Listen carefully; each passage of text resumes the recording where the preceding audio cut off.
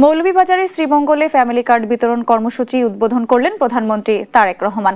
স্থানীয় ভিক্টোরিয়া উচ্চ বিদ্যালয় মাঠে আয়োজিত অনুষ্ঠানে শ্রীমঙ্গলের মির্জাপুর ইউনিয়নের ১ নম্বর ওয়ার্ডের ১৫৫টি পরিবারের মধ্যে ফ্যামিলি কার্ড বিতরণ কার্যক্রম উদ্বোধন করেন। এর আগে সকালে বিমানযোগে ঢাকা থেকে সিলেট ওসমানী বিমানবন্দরে পৌঁছান প্রধানমন্ত্রী।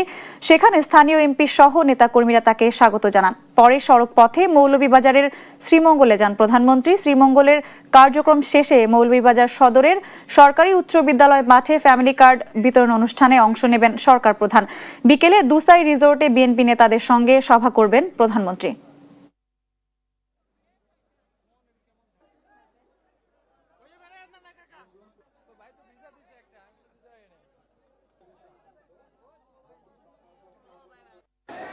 আমি আজকে আমার সরকার যে কথা আমি দিয়েছিলাম, আমার সরকার আজকে চা বাগানের শ্রমিকদের যারা নারী শ্রমিক আছেন তাদের কাছে আমরা ফ্যামিলি কার্ড পৌঁছে দিয়েছি আজকে। হ্যাঁ, আমরা হয়তো আজকে সবাইকে দিতে পারিনি, কিন্তু ইনশাআল্লাহ আগামী 1 বছরের মধ্যে আমরা প্রায় সকল নারী শ্রমিকের কাছে, চা বাগানের সকলের কাছে আমরা ফ্যামিলি কার্ড পৌঁছে দেবো ইনশাআল্লাহ।